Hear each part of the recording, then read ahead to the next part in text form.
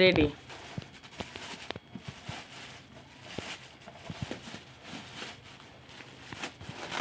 বিশাল ব্যাপার, এত বছর পর একটা গিফট পেলাম। 15 বছর বিয়ের পর একটা গিফট পেলাম, সত্যি কথা বিশাল ব্যাপার। তো এত সুন্দর একটা গিফট, আমি তো ভেবেছিলাম আমি বাতিলের খাতায় চলে গেছি। বিশাল ব্যাপার, বিশাল ব্যাপার, বিশাল ব্যাপার।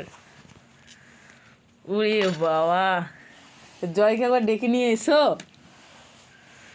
জয়কে একবার ডেকে নিয়ে এসো, তবে তো ছবিটা তুলবে।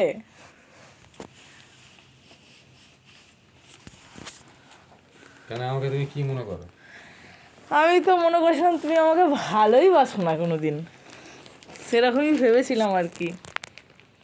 চলে এসছে কেক এবার, এরকমই ভেবেছিলাম যে ভালো টালো বাসো না, তা বোঝা গেল যে না ভালোবাসো।